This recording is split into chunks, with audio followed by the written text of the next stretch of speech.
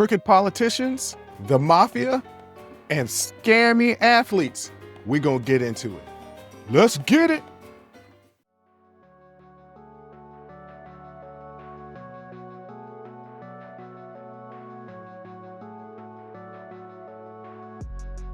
Welcome. First of all, welcome. This is Unsolicited Perspectives. I'm your host, Bruce Anthony, here to lead the conversation in important events and topics that are shaping today's society. Join the conversation and follow us wherever you get your audio podcasts. Subscribe to our YouTube channel for our video podcast, YouTube exclusive content, and our YouTube membership. Rate, review, like, comment, share. Share with your friends, share with your family, hell, even share with your enemies. On today's episode, we're going to be talking about Trump being crooked, NBA players working with the mafia, and Am I Jerk Reddit post that I think is pretty interesting, but that's enough of the intro. Let's get to the show.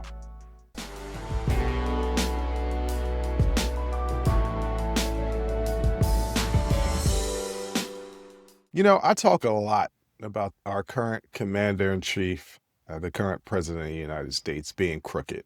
And I don't think this is a reach. He's got a history of doing crooked business deals. Why would we think that he would get in office and not do crooked business deals? His first run as president, his daughter and son-in-law came out of it with a $2 billion deal with the Saudis. Trump has gotten into crypto and nefarious things are going on. And he is quick to play dumb. I don't think he's dumb in these scenarios. He's quick to play dumb like, I don't know what's going on. My family is running the business. All the while, he is tearing down the East Wing to build a ballroom that nobody asked for. The government is shut down. People are starting to feel the pinch. Hamburger Helper is rising in sales. Now, let me tell you something about Hamburger Helper. My family grew up on Hamburger Helper, and I don't know, it was probably about 4 or 5 years ago.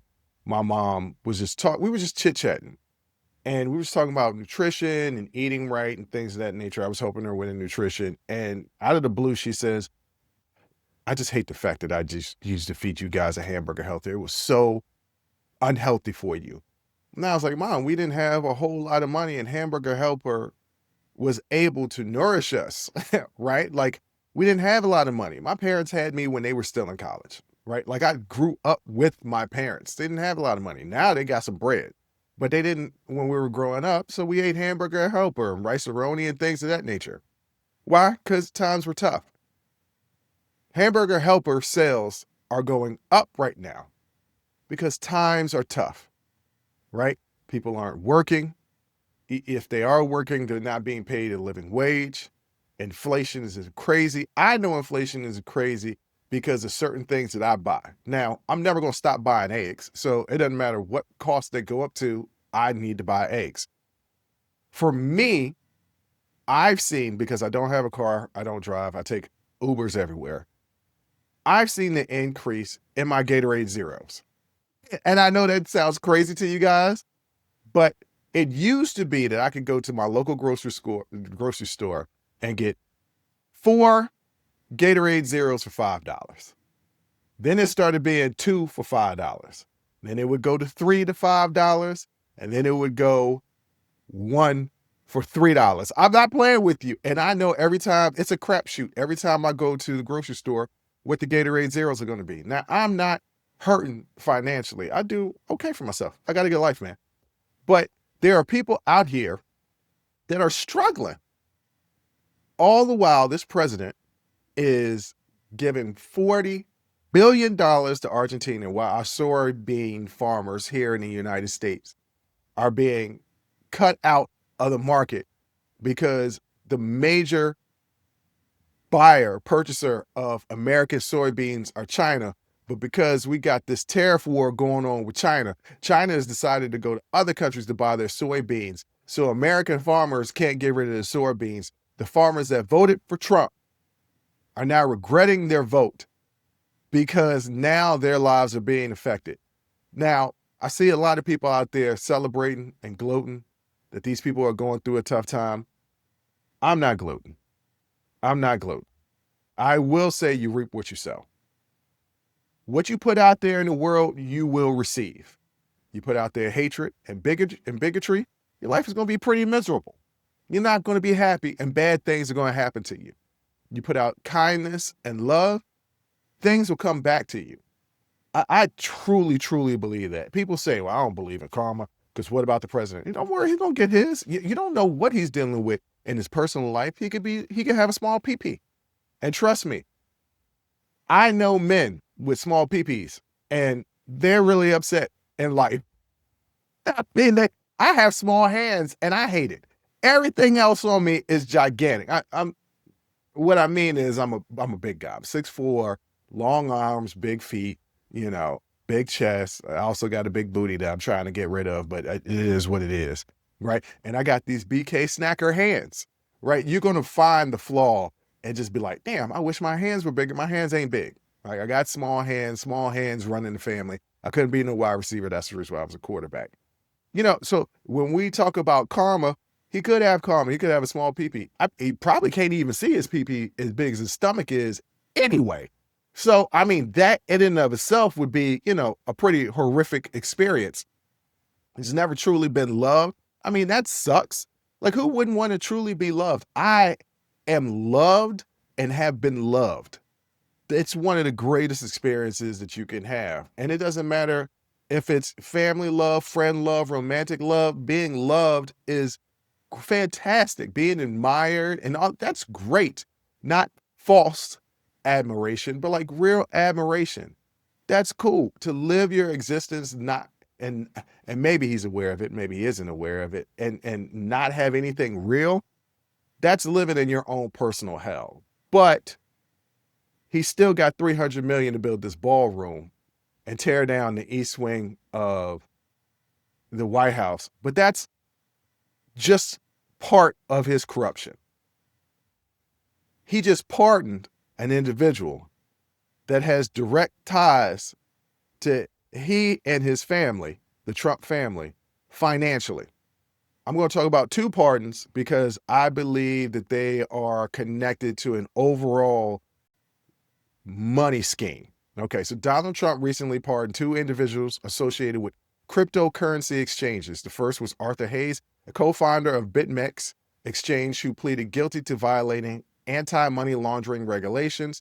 The second is Xiaoping Zhao, the founder of Binance Exchange, who was convicted of money laundering. These pardons have drawn attention due to the nature of offenses in individual positions within the crypto industry. If you are been paying attention to anything as far as Donald Trump is concerned, he is big into crypto. He had that crypto coin or Bitcoin or Trump coin or whatever like that people could have lunch with him, right? If they bought the coin or put in money in the coin. Look, I am a novice when it comes to Bitcoin. Now, I have tried to do a little bit of it, and I call it funny money. Like, I don't believe it's real, and I believe that it's a scam. I believe that it is used financially for nefarious reasons, which it has. The reason why these exchanges were charged is because they weren't doing proper tabs on illegal money laundering. And when we talk about the people that were laundering money through these exchanges through Bitcoin, we're talking about terrorists. We talk about child predators and people soliciting child videos. You know what I'm talking about. Things of that nature, black market buys, things of that nature, right? Like, this is a real way to hide money. Scammers. I was just watching something a couple of days ago. Scammers will call older people, right? This has always been a scam, calling older people, trying to bilk them out of their money. And there are these Bitcoin-like cash machines. They're like ATMs that you can throw cash in to get Bitcoin. And scammers are scamming people to go withdraw money out of their bank, throw it in these machines. It is routed through a bunch of different terminals. Next thing you know, these people's cash is gone and it's into some scammer's pocket. And these Bitcoin exchanges are not regulating themselves. And some got busted paid significant fines. Some people even served jail time. So what's Arthur Hayes and why did he get a pardon? So Arthur Hayes, alongside other BitMix co-founders, were convicted in 2022 for violating the Bank Secrecy Act by failing to implement anti-money laundering and know your customer protocols on BitMix platform. Hayes was sentenced to probation and home confinement after BitMix and its leadership admitted wrongdoing and paid heavy fines. In March of 2025, President Trump issued a full pardon to Hayes and his co-founders, framing the prosecution as politically motivated and affirming the belief that the charges were based on outdated laws. The pardon was widely celebrated within the crypto community as a signal of Trump's support for the industry. Now, maybe you guys will remember I jumped all on Snoop because he was in this crypto thing. He performed when Snoop was inaugurating and all that type of stuff. Crypto is a big thing. A lot of bros are doing crypto, right? A lot of bros, but women as well. But a lot of bros are doing crypto. These people admitted wrongdoing. It wasn't malicious prosecution. It wasn't politically motivated prosecution. It is a way to shut down money laundering. Now, this administration is blowing out boats coming from Venezuela because they say it's drug trafficking. So they'll blow out boats in the ocean without any evidence. They're literally breaking the law. Without any evidence, these people are actually trafficking drugs, that there are actually drugs on this boat. Something that is literally a crime. They're committing a literal crime. But yet they're saying that things are politically motivated when they're trying to stop these crypto exchanges from not regulating their exchanges to the point where money launderers are going on the exchanges, and actually that's how drug dealers are financing stuff. Drug dealers are running Bitcoin and money laundering through all these Bitcoin exchanges. So instead of looking at the overall problem and saying, look, if we're going to attack drugs in this country, let's try to stop the flow of drugs here, and let's try to stop them being able to make money off of selling drugs and transfer money and launder their money and clean their money because it benefits the Trump organization. It's politically motivated. That Arthur was okay, right? This next one, even worse. So Jianping Zhao got a pardon. He was convicted in 2023. And by the way, I might be saying that name right. I might not be. Y'all know how I am with names. Deal with it. Okay. He was convicted in 2023 for money laundering violations involving Binance, which admitted to failing to prevent to use by criminals. So once again, money laundering, criminals being able to money launder through this exchange. These criminals included terrorist and child exploitation networks. Some of the terrorist organizations that have used this particular exchange: Hamas, AITA, Taliban.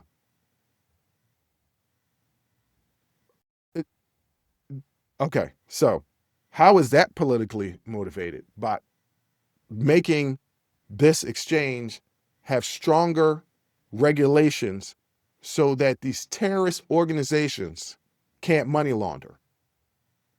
The whole shut down the border campaign is to stop the flow of drugs and stop child exploitative networks. That's what they're saying, right? The whole shut down the border, build the wall, all of that stuff. You have a money laundering network that's admitted wrongdoing. But yeah, you give it a pardon? But why? Why did he give these people a pardon?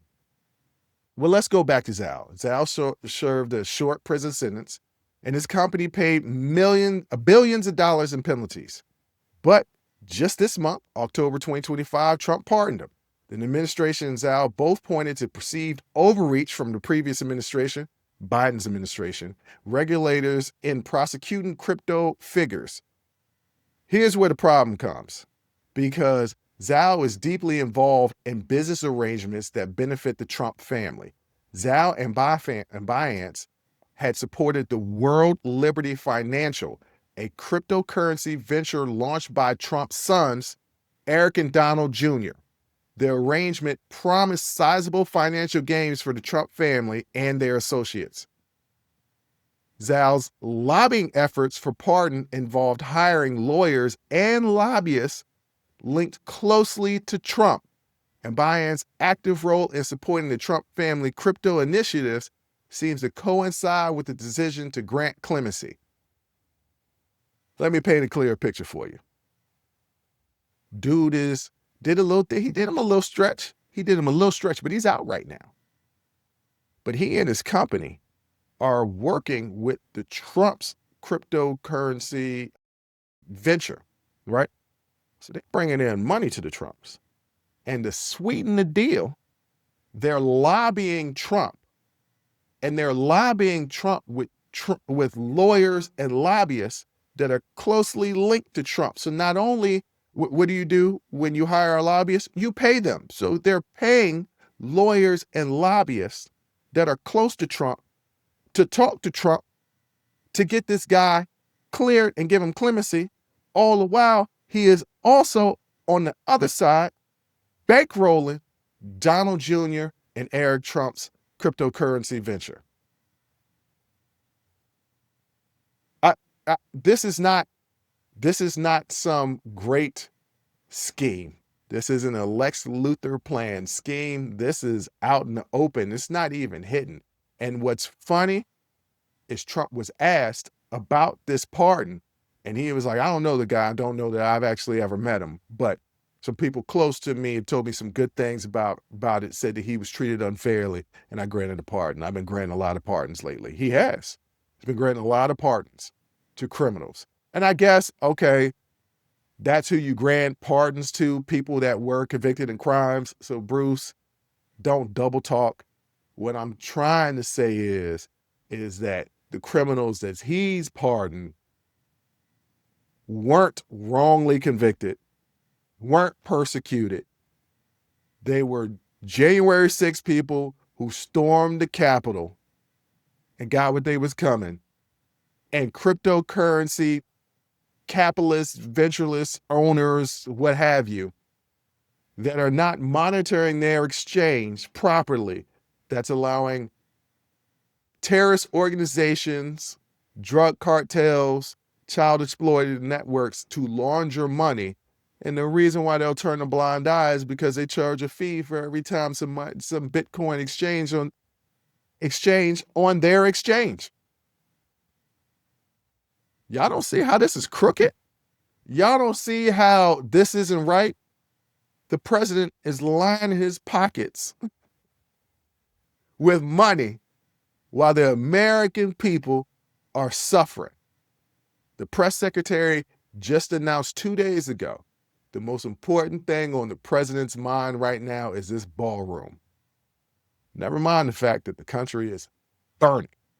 People are starving. People are dying.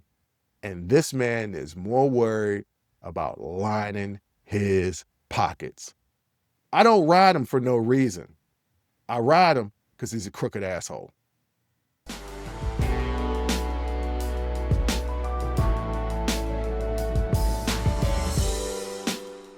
Just so you know that I don't attack people solely because I dislike them. I'm about to attack people that I actually like. Let me tell you a little story. It's 1994. I'm a freshman in high school. I'm watching Scholastic Sports America, and they are talking about the 10 best high school seniors in the country. And it's a who's list of NBA players. Kevin Garnett was first on the list. Then there was Stephon Marbury, my personal favorite, Ron Mercer, Vince Carter, Antoine Jameson, Jelani McCoy, just naming just a few players that went to the NBA. But there was one player that had a little special feature, and his name was Chauncey Billups. He was a point guard, much like I was. He was about 6'3", 6'2" at that time, much like I was. He wasn't extremely athletic. He was just a fundamentally sound player, and he was kind of strong, just like I was. I loved this dude. I loved his game.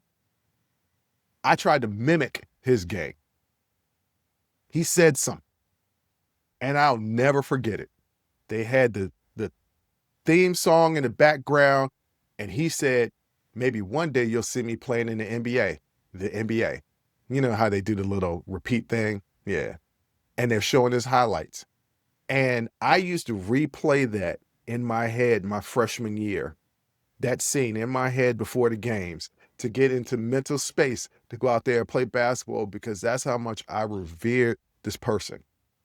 He went on to play at the University of Colorado and balled out, so much so that he ended up being the third pick in the 1997 NBA draft. He was selected by the Boston Celtics. He bounced around a few teams. Eventually, he found the right team, became an all-star for the Detroit Pistons, won an NBA championship by beating Kobe Bryant and Shaquille O'Neal, and he's a Hall of Famer. So cerebral was his basketball play that, of course, he would enter in and be a head coach, and he did. He started from the bottom and worked his way up.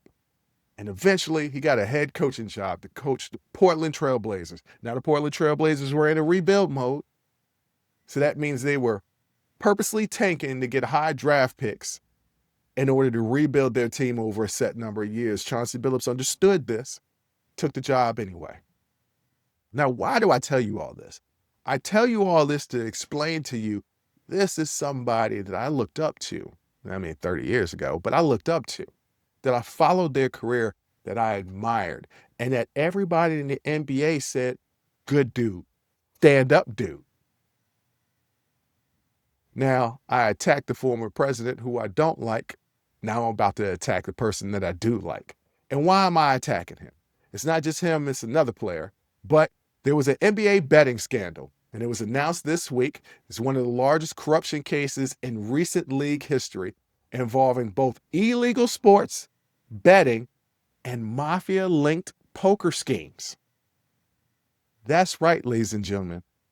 This scandal is not just illegal sports betting. 4 out of 5 families in New York is involved in this corruption.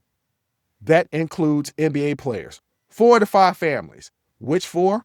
The Lucchese's, the Bonanos, the Genoveses, the Gabanos. The only ones that's not is the Colombos. And maybe they don't come later. So either they missed the boat or they was just smoother than what the other families were and didn't get caught. But this is a case of not only NBA basketball players, but the American Mafia. This is some real Godfather type stuff. So Miami Heat guard Terry Rozier and Portland Trail Blazers head coach and Hall of Famer, he's a Hall of Famer, Chauncey Billups, and former NBA player Damon Jones are the most prominent sports figures charged this week. The FBI and New York police also indicated Mafia associates from 4 of the major crime families and several other NBA players, coaches, and poker organizers. 34 people in total. So what are the charges? Rozier and other NBA athletes allegedly shared inside information about injuries and game plans to help associates make profitable bets. For one game in March 2023, Rozier reportedly told a friend he would play only a few minutes because of an injury, then left the game early, helping some win over $200,000 in bets on his stats. Billups, my man Chauncey Billups, once again, Hall of Famer, is accused of running an illegal poker operation that attracted athletes and crime figures. Players were reportedly cheated out of millions using high-tech devices such as marked contact lenses, X-ray tabletops, and specially designed playing cards. Some NBA players have been accused of faking injuries to manipulate betting outcomes and practice federal prosecutors call one of the most audacious sports corruption schemes since online sports betting was legalized. I'm going to get into how the feds did the case. But let's get into what was actually done here. Let's focus on Terry Rozier, and Chauncey Billups has a piece in two of these cases because they're separate things, right? One is manipulating online sports betting. That's one part of this scandal. The other part of the scandal are these poker games. Let's focus in on the online sporting stuff. So, the online sporting stuff is basically about spreads and prop bets. I'm not sugarcoating this, but I've been watching some news organizations and listening to some podcasts and some talking heads talking about how people think the NBA is corrupt as far as wins and losses. That's ridiculous. Okay. The NBA is not fixing games for wins and losses, except for the 2003 Western Conference Finals when the Sacramento Kings was cheated out of Game 6 by the Los Angeles Lakers. But that was Tim Donaghy, a referee who was proven to have ties to the Mafia and was fixing games. But by and large, NBA games are not being fixed as far as wins or losses. It's too tough to fix. You would have to have multiple people involved in actually fixing a game for wins and losses. There's too many players on the court. There's 10 players on the court. You'd have to have 3 or 4 players on a given team to throw a game, right? To purposely throw a game because one player can make a difference in NBA. One player can make a difference kind of in baseball. Like if it's a pitcher or something like that, it becomes a lot tougher to fix games in football because there's so many different players. So we're not talking about wins and losses. We're talking about spreads. Say the Los Angeles Lakers are playing the Boston Celtics. The spread is 5, meaning that the Lakers are supposed to win by 5 or more. You're either going to cover that spread or bet the under, meaning that they will only win by 4, 3, 2, 1, or lose, right? This is what we're talking about. These are the manipulations. And then saying that, certain players are going to play, certain players are not going to play.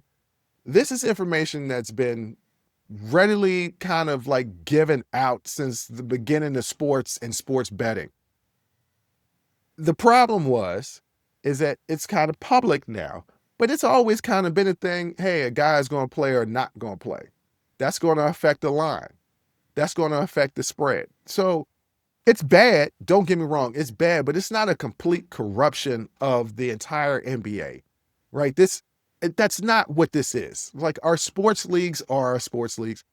These guys want to win. The reason why they're getting caught up in these gambling things is because they have a competition addiction. They need higher stakes. That's what it is. Is it an addiction to gambling? In some cases, yeah. But these people, there's no NBA player out there. Terry Rozier was making $26 million a year. And he's not an all-star. Like he was making $26 million a year. A non-all-star can make $26 million a year. I don't even know if he was a guaranteed bona fide starter every game, making $26 million a year. These people aren't in a situation where it was 25 years ago where players were making maybe $1 million a year, where you can literally go broke. I mean, you can go broke for $26 million a year. It's still just 1 year. You got a 4 or 5 year deal. That's 26. You're going to make another 26 next year. Granted, you might only be taking 12 million home after taxes and agent fees and all that stuff, but $12 million. Like these people aren't going broke. It's not about they need the money. It's about a competition addiction. That's separate. I'm talking about the online sports betting. Now, this poker thing that Chauncey Billups got wrapped into, because Chauncey was involved with leaking information about players that were going to play because they were injured or time restrictions or things of that nature. That's bad. That's really bad for a head coach to be doing that. Now, was he manipulating playing time to make sure bets were covered? I don't know, and it don't look good for him.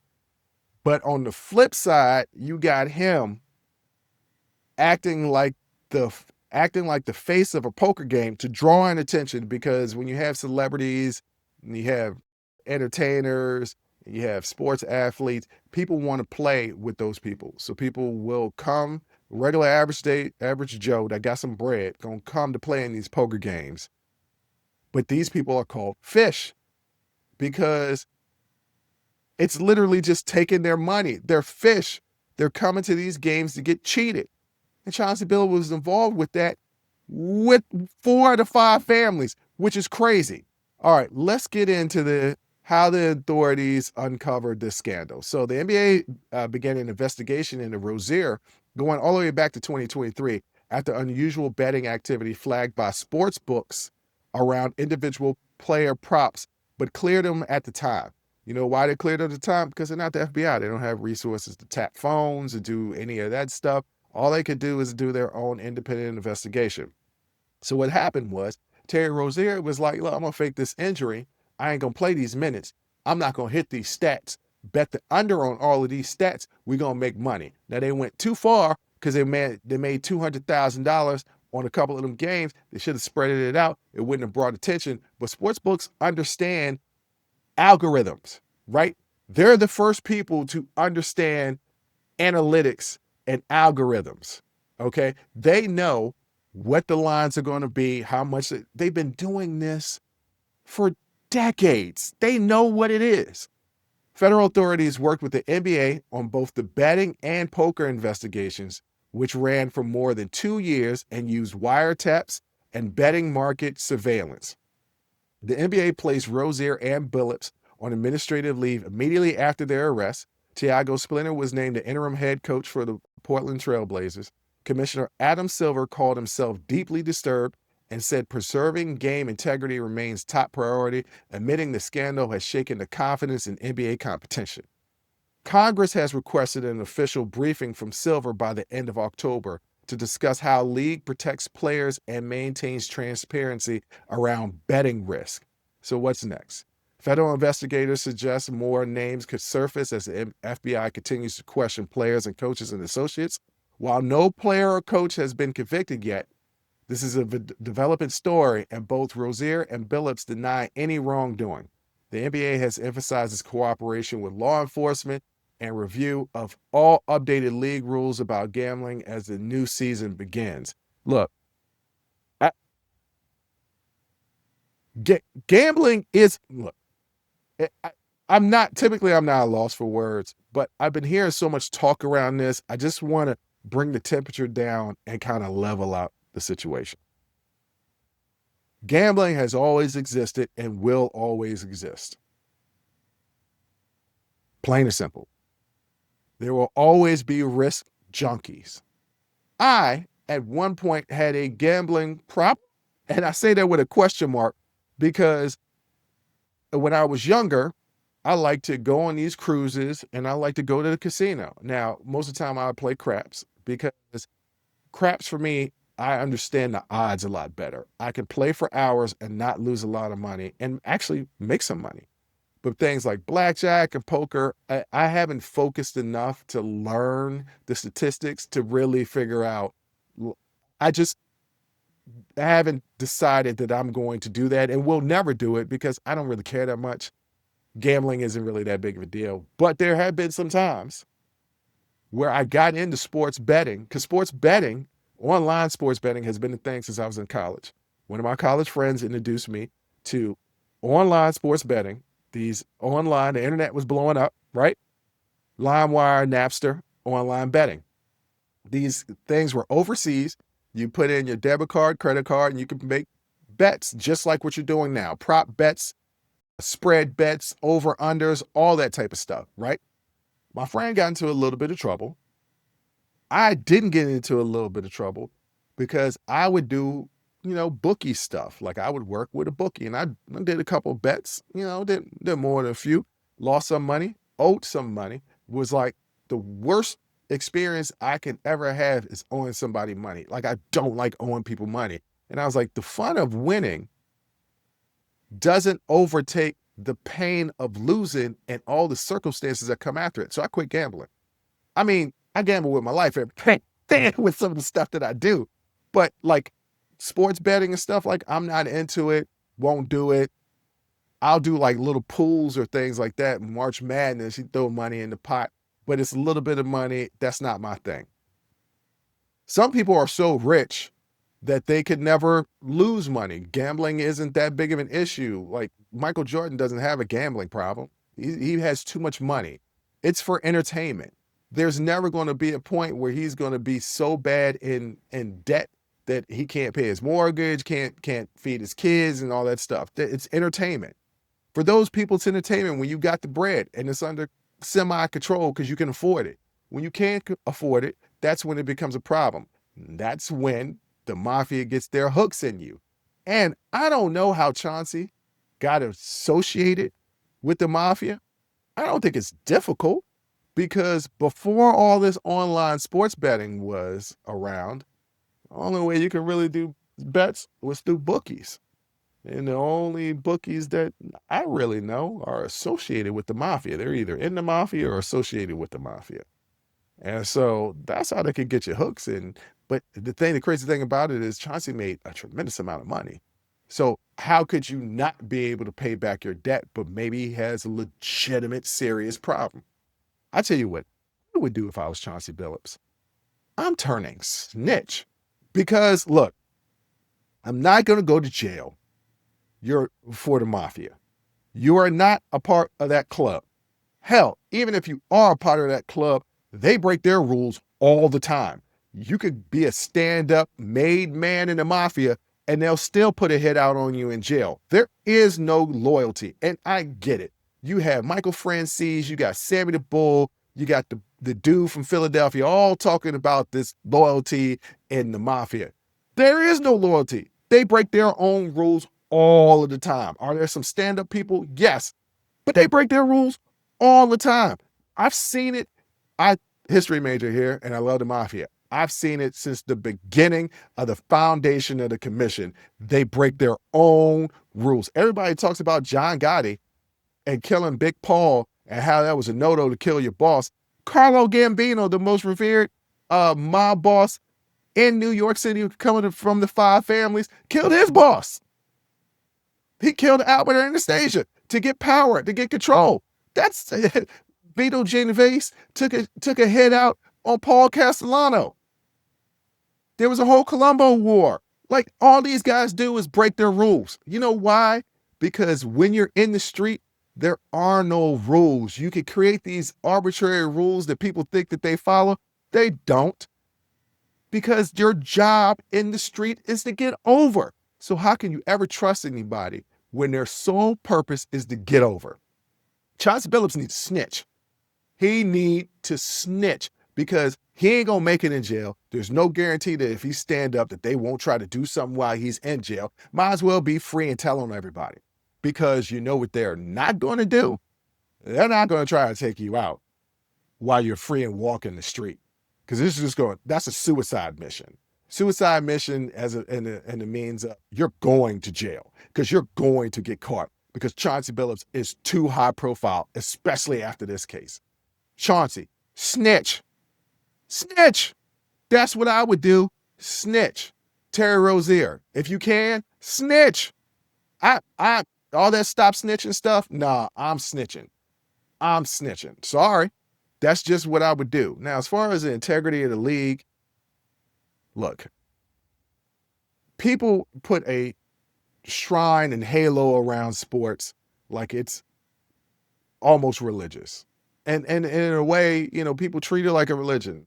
The South in college sports, they treat it like a religion. I used to be upset on Sundays. The whole week would be destroyed during the NFL season because my Chicago Bears lost on a Sunday. I don't have no financial stake in the Chicago Bears. I don't have no people that work for them. I don't got no blood invested in the Chicago Bears. I'm from that area originally. My grandfather, my family followed the Chicago sports, was a fan of them.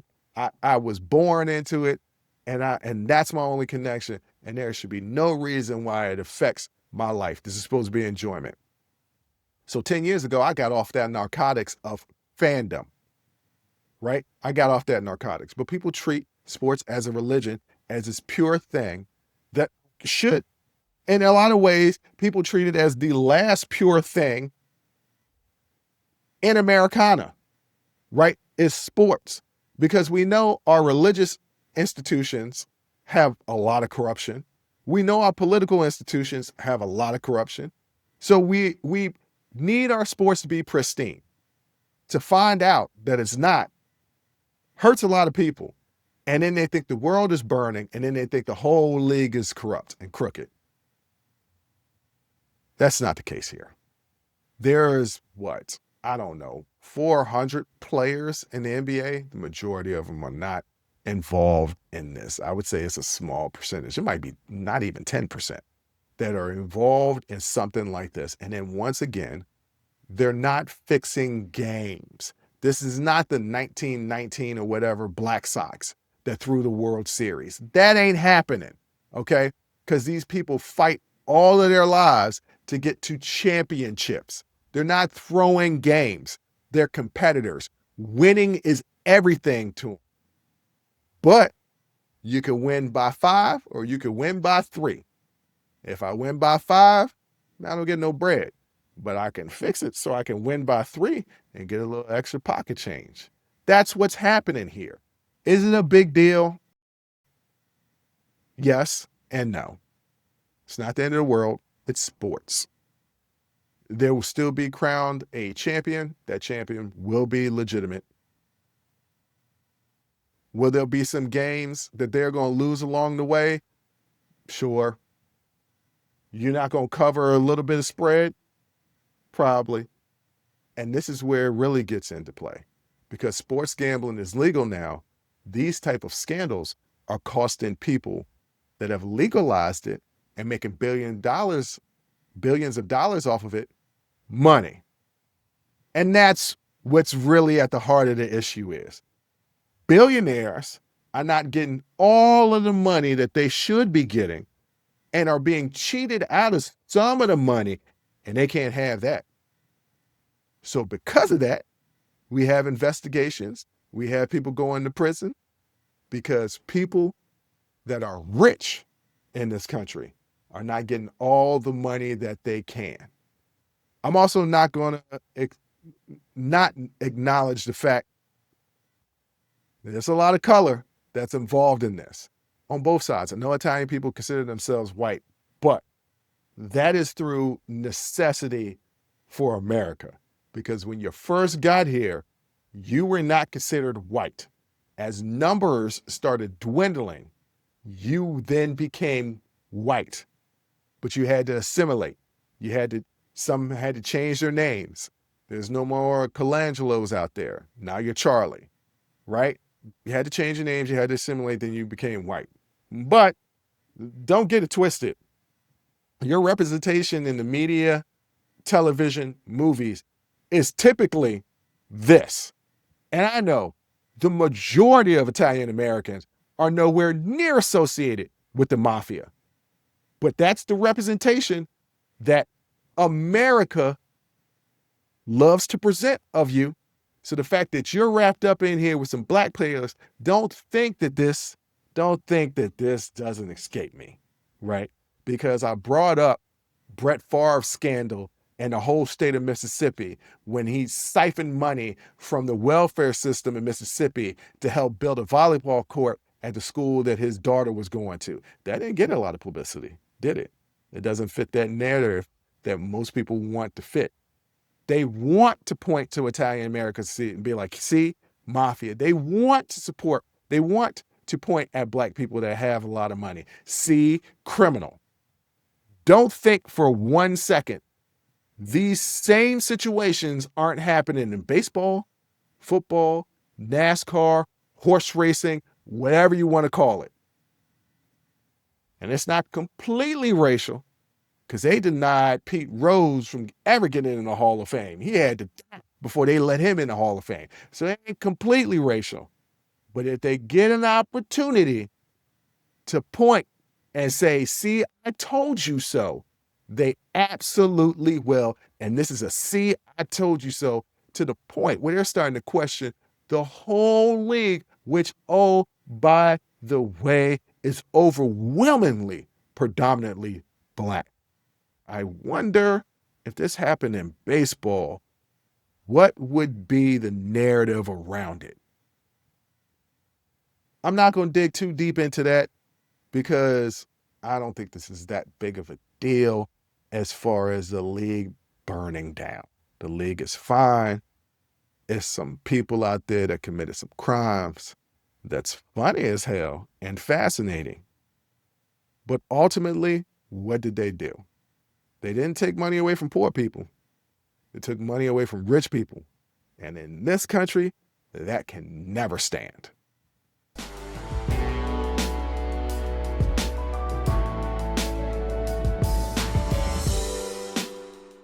I love doing these Reddit posts.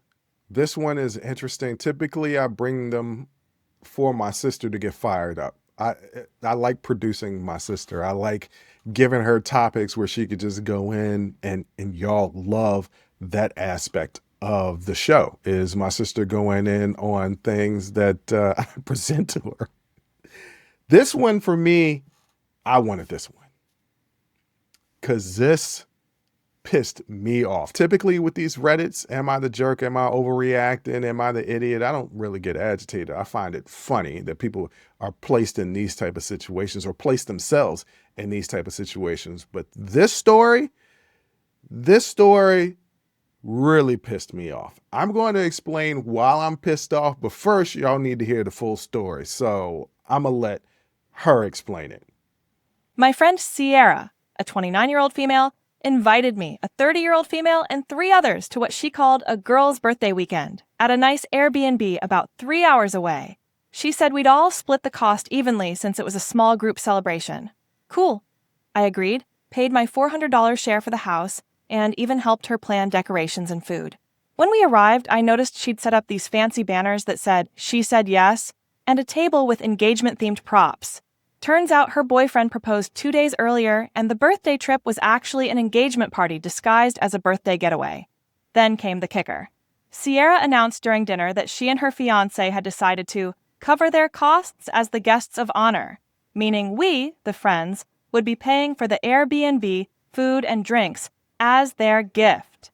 I told her that wasn't what I agreed to, and that I wanted my share refunded since I didn't sign up to fund her engagement party. She said I was ruining the mood and being cheap over something special. I packed my stuff and left early the next morning. The group chat's now split. 2 friends think I overreacted. The others think Sierra was manipulative. So, Bruce and audience, am I the jerk for refusing to pay for a trip I was misled into? Okay. There's a few things that I don't play with in life. I don't play with electricity because that's God, okay? I don't play with my or other people's money. I damn sure don't play with other people's money, all right? I hate owing people money. I hate borrowing money. I hate all of that stuff. I don't like lending money out. I don't like giving money away. It creates conflict. Everybody, let's just keep money separate. I've dated women who've made significantly more money than me. I still pay my share because I don't want nobody thinking I'm leeching off of them. Anytime I go out with my friends, it's either we splitting or I'm paying this time, they're paying next time. I'm all about equality, financial equality, not equity, equality, right? There's a difference there. Have I been in situations where friends, family had invited me to an occasion that's for them and I've spent a lot of money? Yeah, I have. I do it all for the love, right? Like every now and then I throw a birthday party or I throw a gathering, and I don't really ask anybody to put in on anything, but if they do, great, right? Most of the time I do stuff and it's just like at a bar. It's like, get what you want. Don't worry about me. Like, get what you want. I'm just happy that you're here. We do a lot of these Reddit stories, and it's a lot of people throwing parties, celebrations for themselves and expecting other people to pay. I don't know. And I can't say it's this generation because I know people older than me who used to mooch off of my parents. Well, my parents, I said earlier in the show, my parents didn't have a lot of money. They started to have me in college. I mean, by the time I got to college, so 20 years later, they'd come up in the world, built this beautiful home, used to always have barbecues and cookouts. People would come over. Sometimes they would bring stuff. A lot of times they wouldn't. And then they would take stuff. And sometimes they would bring stuff to the parties and then take it back home with them. I don't like going over people's houses to go visit them empty-handed. I typically don't. Even if, we're just going to hang out, I'm like, hey, I'm gonna bring a bottle or something. Like, I don't come over to people's houses empty-handed. I don't expect for them to feed me, give me drink, give me enjoyment, all that stuff. Like, I don't expect anything out of people. And I don't want anybody to expect anything out of me. Let's keep it all equal. No expectations. Let's just chill. So if y'all are going to throw a party, if you're going to throw a party for yourself, and you say, hey, let's go down the road a little bit, do a staycation or whatever, get this Airbnb and vibe out all weekend from a birthday. It's going to be about $1,600 for everything. It's 4 of us. Let's split it 4 ways. Cool. All right. That's okay. That's cool with me. It's your birthday. We're going to go out there and do it. If I pop up and it's now something different, me and you got a problem. If I pop up and not only is it something different, but you expecting more money out of me, not asking for more money out of me, straight up telling me, oh, the whole thing done changed. This ain't no birthday party no more. This is an engagement party, and y'all gonna pay the whole thing. Nah, hell no. Let me say that again for those people in the back that didn't hear me. Hell no. You lied to me. And if you didn't lie initially, at some point you lied, right? At some point there was a lie that was told, or a lie can also be something that's unsaid. So if your man proposed and you accepted that, beautiful. Like, I'm your friend. I'm happy as hell for you. And if you want to switch up and say, hey, it's a birthday / engagement party, I'm cool with that, even if it's still a surprise, right? Because I'm your friend. I got love for you. So we popping up anyway. It's not only a birthday, but now it's an engagement party too. Because my friend that I was just coming down with to spend the birthday with is now telling me that they're about to get married. Man, that is beautiful. I'm so happy for you. Let's do it up this weekend. But then you're going to hit me with this is going to be a gift from y'all for our engagement. So y'all cover everything. And is the boyfriend there? Because I thought this was supposed to be a girl's trip. Right? So why all of a sudden the boyfriend popping up, which changes the whole dynamic in the mood? And on top of that, you saying I'm putting out more money? Nah, I would have did just what you did. I would have asked for that refund. And if we no longer friends after that, cool, because you lied to me. An omission of the truth is still a lie. You lied to me. And you expected me to fund this thing for you, and you didn't give me a choice on it. You didn't even give me the common courtesy to ask, hey, would this be cool? If I'm your people, if I'm your friend, and it's $1,600, and now instead of dividing it 4 ways, we got to divide it 3 ways. And I got to come up maybe an extra $200? Not even. Yeah, I could do that for your engagement party if you let me know ahead of time. But to say that, to throw it out there, not ask, demand it, go to hell. Kiss my entire ass, and it's big. Kiss the entire thing. I ain't rocking with you like that. I'm not rocking with you like that. And you've damaged our friendship. And then to say that I'm ruining the mood, to not have any understanding how you manipulated the situation for your own benefit and not have any empathy. Maybe that $400 was the last little bit of $400 that I had. Maybe I didn't have any extra money, but I sacrificed because we were coming to celebrate your birthday. See, that's the way a lot of people don't think about. Look, let me tell you something. I got There's a month that is coming up. I got like 10 friends that got a birthday. It's like 10 of them in 1 month. It's going to be gifts and parties and all types of stuff, right? That month can stretch you. It can stretch you. And I've had some down years where that month has been real tough on me financially. They don't know that that money that I spent at that party was a little bit of money I had for me that I spent for them so that I wouldn't ruin their celebration. You ain't in other people's pockets. You don't know what's going on in their life. And to say, well, you're going to come out an extra $150, $200, maybe I ain't got it. Maybe the last little bit of money I had was going on this trip. Let me tell you a story. True story. Never told this before. Falls in line with what's going on. My friend had a bachelor party. It's in Vegas. At the same time, I just moved into an apartment with my girlfriend that we can't afford. Okay. I am transitioning careers. I'm starting a new venture and money is a little tight. I'm still bartending on the side, but I'm not bartending at this great place that's bringing me a lot of money. And my boy wants to go to Vegas. It's his bachelor party. I'm going to make it happen.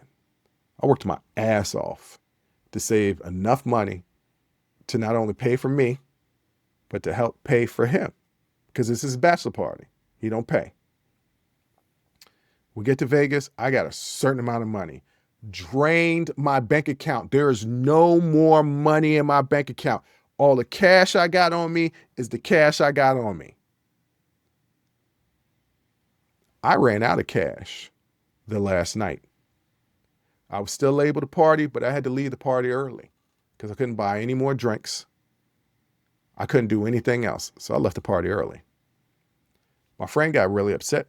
It's like, why'd you leave the party? I didn't have no more cash. I didn't have the pride. I had too much pride to tell him I had no money. And when I mean no money, nothing. No money left. The next morning is our flight out of Vegas. He's pissed that I left. Pissed. I can't explain to him, bro, I had no money. My friend was eating some pizza. He's like, hey, man, you want a slice? I didn't accept the slice of pizza because I didn't want to have to owe him any money for anything. I also didn't have any money to eat. No money to eat. That's a long flight. It was a long day. I didn't get home that night until after 10 p.m. Ran to the fridge, raided it because I hadn't eaten all day because I had no more money. If my friend has listened to this story, this will be the first time that he ever heard that. And that was well over 20 years ago. Not well over 20 years ago. It was a little less than 20 years ago. All right. Doesn't know that I spent my last little bit of money that I had, worked my ass off for him. And not once was I going to make it uncomfortable for him. 18, 20 years later, I'm finally letting out this story that I was flat broke. My last little bit of money. He had no idea. He never asked me for more. He wanted to go to Vegas. We paid, we went. It wasn't like he was like, buy me drinks the whole, he wasn't doing that. He wasn't doing that. And so I didn't mind being flat broke. I went to work the very next day because I had no money. I picked up shifts 2 months before leaving, 2 months after. Like for 6 months, all I did was work to try and get myself out of this hole. But I did it because I had love for him. Now, had we gone, I ran out of money. And before we take off on the flight, he's like, hey, bro, we about to do it big. Y'all got it, right? I would have lost my mind. I would have been like, man, we just paid enough. What you talking about? He didn't do that. He a good person. That's the reason why he's still my friend today. Over 30 years of friendship. That's my brother. This person didn't ask her. Let me rephrase that. Didn't ask her. Manipulated and saying, y'all got this, right? No, I ain't got it. And you know what else you might not have ever again? Is my friendship. because don't you ever think that you can put your hands in my pocket. Get your hands out my pocket. Woo! It pissed me off. It pissed me off, the audacity of people to be in other people's pockets, to assume that other people owe you something. Don't nobody owe you nothing. Nothing. The only thing that you can ask people to owe you is kindness, to be treated with respect if you treat them with respect. But as far as that money is concerned, unless you lent them money and they're paying you back, don't nobody owe you no bread. Ugh. People out here be tripping. Kiss my entire ass. That's what I say. Oh my goodness. Look, people out here either being crooked, scamming people through gambling, or manipulating friends. But you know what you can always count on? You can always count on me giving you that raw real. I'm going to be consistent about that. I'm not always going to be right all the time. I'm right the majority of the time, but not all the time. But most importantly, I appreciate you coming to each and every show. Showing love. It means the world to me.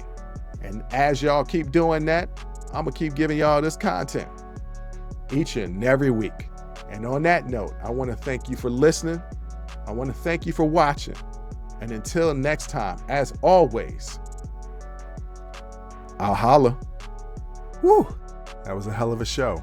Thank you for rocking with us here on Unsolicited Perspectives with Bruce Anthony. Now, before you go, don't forget to follow, subscribe, like, comment, and share our podcast wherever you're listening or watching it to it. Pass it along to your friends. If you enjoy it, that means the people that you rock will enjoy it also. So share the wealth, share the knowledge, share the noise. And for all those people that say, well, I don't have a YouTube. If you have a Gmail account, you have a YouTube, subscribe to our YouTube channel where you can actually watch our video podcast and YouTube exclusive content. But the real party is on our Patreon page, After Hours Uncensored and Talking Straight-ish. After Hours Uncensored is another show with my sister.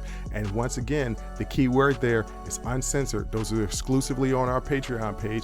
Jump onto our website at unsolicitedperspectives.com for all things us. That's where you can get all of our audio, video, our blogs, and even buy our merch. And if you really feel generous and want to help us out, you can donate on our donations page.